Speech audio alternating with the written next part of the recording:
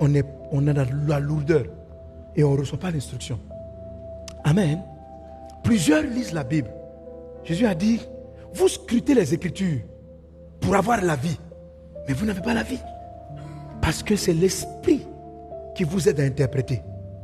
Ce dont je vais te parler, ce sont des choses très spirituelles. Et je prie que tu les écoutes attentivement. Amen. Parce qu'il s'agit de ta destinée. Il s'agit de réaliser ce pourquoi Dieu t'a appelé. Jésus dit à ses disciples, un jour ils lui ont posé la question, mais pourquoi tu prêches à partir de paraboles? Ça veut dire le plus souvent, Dieu utilise des images pour nous révéler des choses profondes. Dans le livre de Matthieu chapitre 13, je crois vers le verset 50, vers la fin, il dit ceci, que par les paraboles, Jésus révélait les mystères cachés depuis la fondation du monde. Donc quand vous voyez Dieu utiliser des images, il cache des choses. Pourquoi est-ce qu'il les cache? Parce que un trésor trop vite trouvé est méprisé pour que tu puisses lui donner la valeur qu'il faut. Et nous sommes dans les temps de la fin où la connaissance va augmenter. Alléluia. Alors Dieu a répandu sur l'Église et il a doté certains hommes et femmes de Dieu de la grâce de comprendre des mystères. Et je pense que Dieu dans sa grâce m'a donné un don de lecture étrange des textes. Quand je lis, je vois quelque chose. Donc, c'est dans ce voyage-là que je t'amène. Mais je prie. Parce que j'ai réalisé que toi, tu peux avoir la révélation. Tu peux expliquer la révélation. Mais la personne sera aveuglée. Elle ne verra pas. Jésus a marché 3 ans avec des disciples. Sur le chemin de Maïs, ils ne l'ont pas reconnu. Il a dû prier. Donc, j'ai vu que voir Dieu, là, ce n'est pas évident. Ce n'est pas une affaire d'expérience. C'est un monde spirituel. C'est la raison pour laquelle Dieu dit, dans les derniers temps, je répandrai de mon esprit sur toute chair. Ça veut dire, toute chair va recevoir l'esprit de la prophétie. J'ai demandé à Dieu, parce que le passage là me gênait. J'ai dit, non, ça veut dire que tu as répandu ton esprit sur tous les hommes. Il dit, oui. J'ai dit, sur vos fils et vos filles. Donc c'est tous les hommes. Mais si je dis sur toute chair, c'est que j'ai un sens. Chaque chose que je dis a un sens. Pourquoi le passage me gênait? C'est comme si Dieu donnait le don de prophétie à des hommes charnels. Or, les Écritures disent, si tu marches dans la chair, tu vas périr. Et puis Dieu me dit, c'est justement pour ça. Je veux donner l'opportunité à toute personne charnelle de faire le choix de devenir spirituel. Le don de prophétie. Et tu l'as sur toi. Je parle ainsi pour que Dieu débloque ce don-là que tu es en train de sous-estimer. Il a été répandu sur toute chair. Vous avez le parler en langue, vous avez le prophétique. Dans vos vies, il se manifeste de différentes manières. Par exemple, tout à l'heure, j'ai vu une personne qui est venue. Et elle m'a dit, parle de ce don. Parmi ceux qui prenaient les enveloppes. J'ai dit, mais pourquoi? Il dit, il a un don, mais il ne comprend pas. C'est pourquoi j'explique l'esprit de la prophétie. Alors, il y a certains, ils font partie des prophètes qu'on appelle, ils font partie des groupes de prophètes qu'on appelle les nabis. Les nabis, tout ça, ce sont des termes qui sont utilisés pour parler des prophètes. Donc, comme l'esprit prophétique est répandu sur tout le monde, mais tout le monde n'a pas le même mode opératoire. Mais ton mode opératoire à toi te sera utile. La Bible dit, ne méprisez pas les prophéties. De tous les dons spirituels, Dieu insiste sur celui qui ne faut pas mépriser les prophéties. Il dit que quand tu méprises les prophéties, nous sommes en 1 Thessaloniciens chapitre 5. Il dit, tu éteins l'esprit. Ne méprisez pas les prophéties. Amen. Il commence à dire même, n'éteignez pas l'esprit. N'éteignez pas. Il ne faut pas éteindre. Et puis, verset d'après, ne méprise pas les prophéties. Il ne faut pas prendre comme c'était pas utile. C'est très utile. Souvent, les chrétiens sous-estiment les dons et les dons de prophétie parce que, et on lit Matthieu chapitre 7, verset 21, qui dit, ceux qui me disent Seigneur, Seigneur, n'entreront pas tous dans le royaume de Dieu, mais seulement, il dit, certains vont dire, j'ai prophétisé en ton nom, j'ai guéri les malades en ton nom. Alors, pour plusieurs croyants, ça ne sert à rien de prophétiser, d'avoir les dons spirituels. Le plus important, c'est de connaître Christ intimement. Ah non, tu fais une mauvaise lecture de ce texte. Si un charnel, parce que pourquoi les charnels, il y a des charnels qui ne connaissent pas. Si Dieu te donne le don de la prophétie, que tu ne le prends pas pour aller connaître Christ. Le mot connaître ici, c'est gignosco, qui veut dire connaître intimement. Quand Jésus dit, je ne vous ai jamais connu. Amen. Ça veut dire, toi et moi, on n'a pas d'intimité. Donc, il y a des gens qui ont le don de la prophétie, mais au lieu de le prendre pour avoir une vraie intimité avec Christ, ils ne l'ont pas. Cela a dit, je ne vous connais pas. Donc, un don de prophétie ne garantit pas que tu vas au ciel, parce que ça est donné à toute chair. Mais par contre, ça veut dire qu'il est utile. Ça ne veut pas dire que, parce qu'il ne veut pas aller au ciel, il n'est pas utile. Il t'aide à prendre certaines victoires. Ça, c'est le problème aussi avec les gens qui aiment l'intimité avec Dieu. Comme ils pensent que l'essentiel, c'est d'avoir une révélation de Christ, d'avoir une vraie relation avec Dieu. Mais le Dieu avec qui tu as une vraie relation, s'il estime qu'il va te donner un don pour voir le passé, pourquoi toi tu vas le jeter? Qui es-tu? Est-ce que c'est pourquoi il t'a donné ça? Est-ce que tu connais tes combats? Amen. Alléluia. Amen. Donc quand Dieu vous donne un don, c'est à dessein. Quand Dieu vous donne un don, c'est à dessein. Donc j'enseigne tout ça. J'enseigne tout ça. Voilà. On n'est pas là parce que Dieu nous utilise, on fait des miracles. Dieu me donne des paroles de connaissance. Je sais que ce n'est pas ça l'essence de la vie chrétienne. Voilà. Je ne me laisse pas séduire par ça. Je ne prends pas les dons là pour faire malin. Je t'apprends que l'essentiel, il faut connaître Christ. Mais dire que tu vas mépriser les dons de Dieu, il ne faut pas t'amuser à faire ça. Ça va te bloquer dans la vie. Tu n'auras rien comprendre. Des chaînes vont demeurer dans ta vie. Tu vas rater tes prières. Il faut que tu sois surnaturellement équipé. Alléluia. Amen. Gloire à Dieu. Alors, le frère que j'ai vu, c'est ce qu'on appelle une catégorie de nabis. Ce sont des gens de personnes à qui Dieu donne le don. Pas parce qu'ils sont forcément des intimes de Dieu, mais il donne la capacité de sentir l'atmosphère spirituelle. Ok. Donc, j'ai vu quelqu'un qui est arrivé. Et quand il m'a touché, il dit, quand il arrive dans un endroit, il sent la présence des mauvais esprits et des bons esprits. Ça se manifeste sous forme de parfum et sous forme d'allergie sur lui. Ah oui. Mais il ne sait pas que c'est un don, que ça fait partie des nabis. Ce sont des gens qui sont des signes. C'est-à-dire que Dieu utilise leur corps pour prophétiser. Ok? C'est aussi un don de prophétie. Donc celui qui a ça, le développer pour lui. Il ne faut pas qu'il rejette ça. Il ne faut pas qu'il ait peur. C'est-à-dire que quand tu arrives dans un environnement, tu peux sentir. Les gens sentent un bon parfum. Mais toi, tu sens qu'il y a une mauvaise odeur. Généralement, tu dis aux gens, au début, tu ne vas pas te rendre compte. Tu dis, c'est quelle mauvaise odeur? Les gens disent, ils ne sentent rien. Tu dis, il y a quoi? Il dit, ils ne sentent rien. Quand il dit, ils ne sentent rien, il faut te dire, bon, je vais faire autre chose. Maintenant, là, il faut passer à l'autre phase. Taillader les démons. Envoyer le feu. Ça, c'est développer ton don. Alléluia. Ça ne veut pas dire qu'il faut quitter les maisons des gens. Ça veut dire chasse, prie. Brinda Sorobra. Qui a un don comme ça? Qui sent l'atmosphère? Tu sens ça? Viens ma fille. Que Dieu le développe dans ta vie. Vous tous qui êtes concernés. Brianda Sakata Riando Robrazerebra. Que Dieu développe ton don. Qu'il te donne la grâce de l'utiliser avec grâce, avec force. Qu'il t'aide. Et je vous ai prêché hier et puis à la mini-veillée de la fin là. Donc retenez que ça ne vous fait pas spirituel. N'oubliez pas ça. Tu profites et puis tu parles en enfer. Il va dire je ne te connais pas. Donc utilisez le don pour avoir la révélation du Christ. Pour avoir la révélation du Christ. Parce que c'est vous qui l'orientez.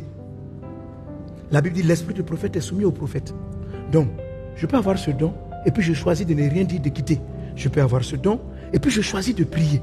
Je peux avoir ce don et puis je choisis de dire Père, si j'arrive dans un endroit, l'esprit te montre, je suis ici.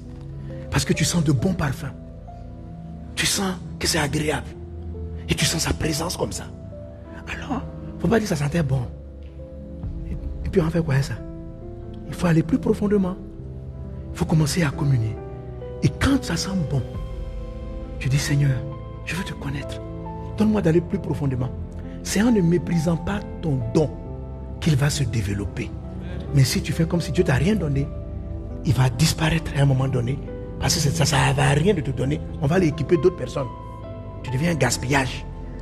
Il ne faut pas gaspiller. Votre don est décanté. Maintenant, je le déclare. Les autres, levez les mains. Mais il faut savoir aussi que, il y a des démons aussi qui font ça. Ouais.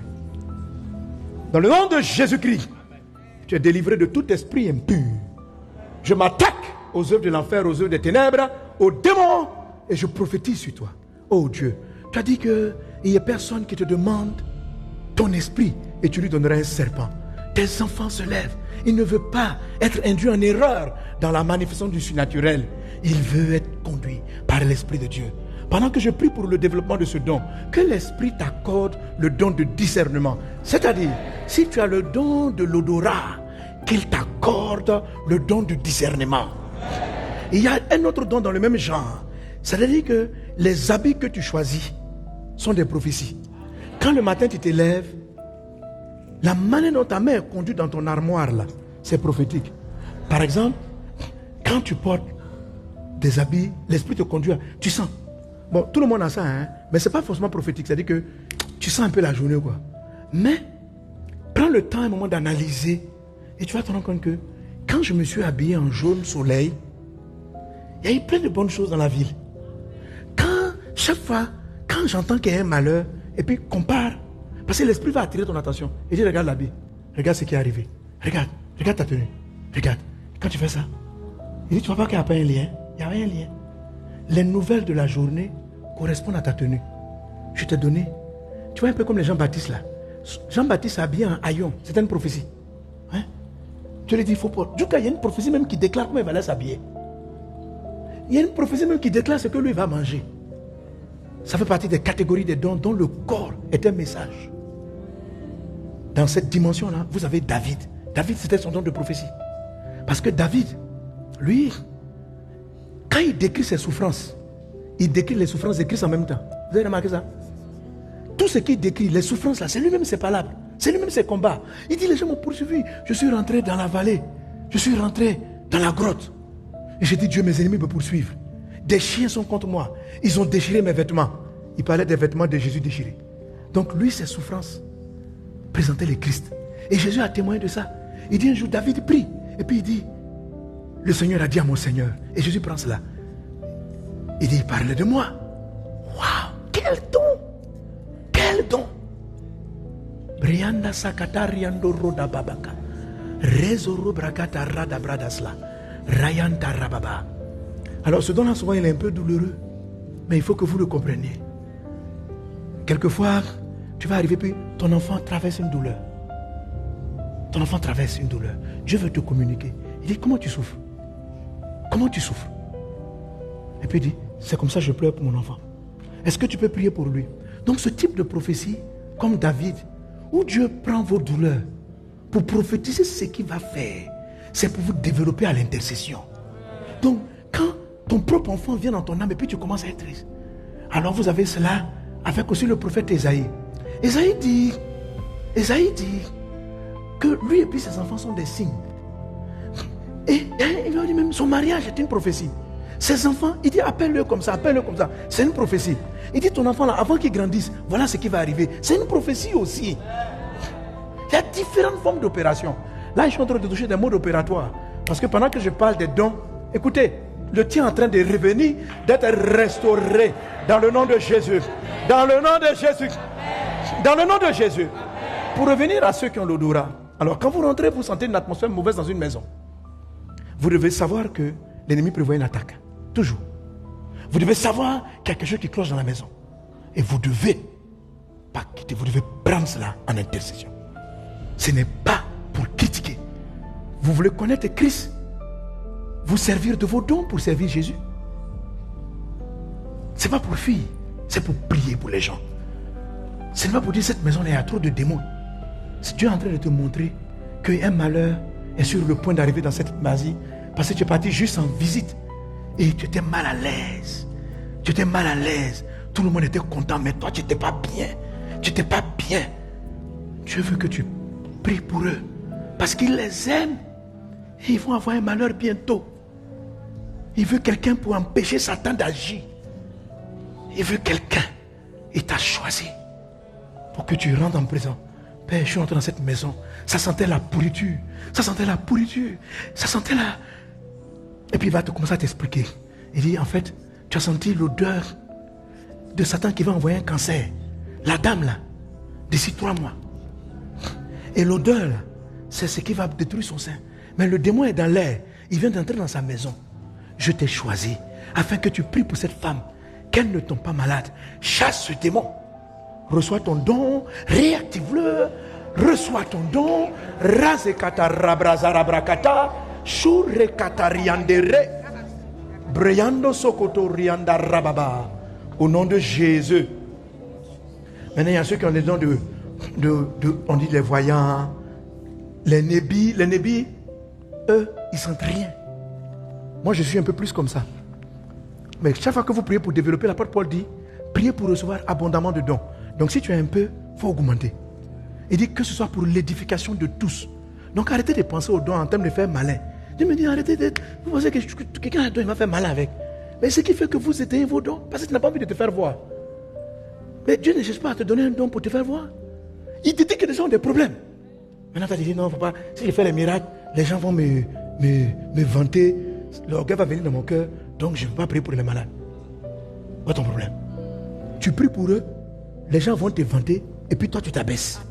Alors, au lieu de fuir ton don, assume ta responsabilité, rejette l'orgueil. Bah, si tu as fait l'erreur de faire le malin avec ce don, ça va t'amener en enfer. Les orgueilleux ne vont pas aller au ciel. Dieu leur résiste. Parce que quand tu as un don et puis tu as utilisé, les gens veulent t'idolâtrer. Pour que votre don se développe, vous devez accepter de vous abaisser quand il se manifeste. Vous ne devez pas prendre cela pour manipuler les personnes. Vous devez donner la gloire à Jésus. On dit, lui là, il voit. Tu dis, c'est Dieu qui parle. Joseph, il avait le don. On appelle ce don-là les shalom. Les shalom. D'abord, ce sont des gens qui ont des songes.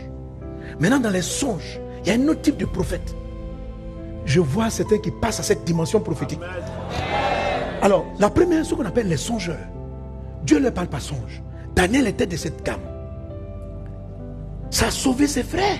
Ça a sauvé son pays. Et un jour, le roi a eu un rêve bizarre et puis il a oublié.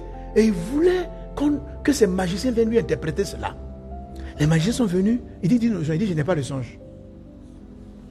Ça l'a énervé. Il dit, je vous dis de vous rappeler mon rêve. Vous n'avez pas dit que vous voyez les esprits? L'esprit qui est venu me donner ça là, allez le chercher. Il dit, non, on ne sait pas faire ça. Depuis qu'on est né là, on n'a jamais vu un roi qui dit, on n'a qu'à rappeler son rêve. Et puis on n'a qu'à interpréter. Il dit, vous là, vous êtes des marmailleurs. Et il a ordonné l'exécution de tous les magiciens et de leurs étudiants. Et il se trouve que Daniel était un esclave étudiant dans leur école. Donc, ils ont s'apprêté à tuer tous les sages et ils partaient vers l'école de Daniel. Et quand Daniel a appris ça, il dit, pardon.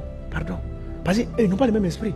Lui, il a le cet esprit. Et ils ont démon de divination. Et puis il dit, non. Il dit, pardon. Dis au roi de donner 24 heures. Que nous n'est pas au courant. Il ne nous a pas appelés. Il a appelé nos enseignants là. Il n'a qu'à me donner 24 heures. Et quand Daniel a prié, lisez les textes. C'est ce qu'il a fait. Parce qu'il connaissait son don. Son don, c'est un songeur. Ce qu'on appelle Shalom. Eux là, quand ils prient, ils ne cherchent pas à entendre. Ils dorment. C'est-à-dire que tu pries et puis tu t'es endormi. Quand vous êtes un songeur, vous développez votre don. On dit Daniel s'est rendu vers le roi, il prie à lui à côté de temps. Bon, voilà, ok. Et quand il a prié la nuit avant de dormir. Il prie. Et puis c'est que il sent l'onction prophétique qui s'est réveillée. Donc quand il sait que c'est comme ça, le mode de prédilection pour lui, c'est le rêve. Et quand vous allez développer ce don, vous allez apprendre à savoir dormir. Mais si toi tu es là, tu ne sais pas à quel moment les songes arrivent là, ça ne se développe pas. Alors, quand tu prends ça au sérieux, que tu dis, Seigneur, apprends-moi à l'utiliser. Seigneur, rends-moi humble. Saint-Esprit, donne-moi d'aider mon prochain. La Bible dit, que ce soit pour l'édification de plusieurs, cherchez à posséder abondamment de dons. Pas pour faire ton malin, pour aider les gens. Aider. Alors, il a développé ce don. Et il s'endort. Et dans le rêve, Dieu vient passer. Lui, c'est comme ça Dieu fait avec lui. Dieu lui donne le songe du roi et Dieu lui donne l'explication. Et il s'élève. Et ce qu'il a dit a sauvé tout. Tu es comme ça, c'est ça. Mais ton don n'est même pas développé. Tu dors, tu ne sais même pas si c'est un cauchemar. Si c'est quoi, depuis là, au nom de Jésus-Christ, Que la confusion s'éloigne. Oh Dieu, perfectionne le don de ta fille. Perfectionne le don de ton fils. Donne-lui de voir. Donne-lui de savoir. Que ton don de Shalom, un développement du don de songe, il y a un autre level dans ceux qui ont les songes. Ce qu'on appelle, j'appelle ça les songes interactifs. Le mot hébreu, c'est Shalaoum. C'est le rêve, mais c'est un rêve interactif. Les rêves interactifs, vous en voyez beaucoup dans la Bible. Quand vous êtes un songeur, un peu de développement, vous allez passer à ça. Quand plus le don monte en toi, à un moment donné, tu commences à pouvoir être conscient en plein rêve. C'est-à-dire, la plupart des personnes, on rêve et puis on est spectateur du songe. Mais il y a un niveau où tu deviens acteur. C'est-à-dire, tu sais ce que tu fais. Par exemple, quand Dieu veut télécharger la richesse, la sagesse dans Salomon, il y a un débat entre lui et Dieu. Il posait des questions concernant Dieu dit, tu veux quoi? La Bible dit, pendant que Salomon dormait, Dieu dit, on fait quoi? Il répond. En toi, dans ton rêve, toi-même, tu es surpris de ta réponse. Il dit, quand on m'a dit, j'ai répondu. Tu n'as aucun contrôle sur ta réaction dans le rêve. Tu constates ce que ta bouche dit. Donc, quand vous êtes à ce level du don prophétique, vous subissez les visions. Oh, il y a une autre manière de ne pas subir. Vous savez? Vous voyez ça en Genèse 21 avec le monsieur qu'on appelle Abimelech. Abimelech dort et Dieu lui apparaît en songe. Dieu dit à Abimelech, je vais te tuer. Il dit pourquoi? Il dit parce que tu as pris la femme d'Abraham. Donc Dieu n'a pas dit, si tu ne la laisses pas, je vais te tuer. Il n'a pas dit ça. Dieu dit, je viens t'annoncer ta mort. Et puis Dieu précise, parce que tu as pris la femme de quelqu'un. Donc lui, il discute. Vous comprenez? Donc si tu ne sais pas passer de Shalom à Shalaom, tu ne peux pas contrer une prophétie comme ça. Tu seras victime. Alors, donc Dieu dit, alors, regarde, Dieu a apparu en songe à Abimelech pendant la nuit et lui dit, voici tu vas mourir. Est-ce qu'il dit peut-être? Non, il dit, je t'informe.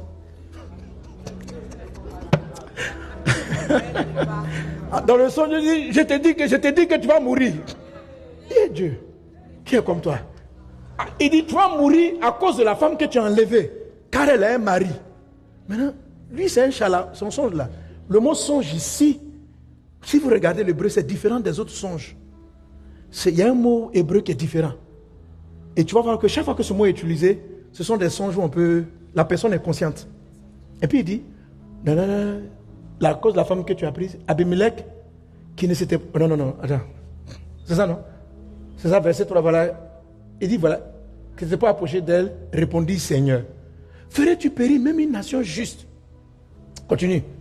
Verset 5. Ne m'a-t-il pas dit c'est ma soeur?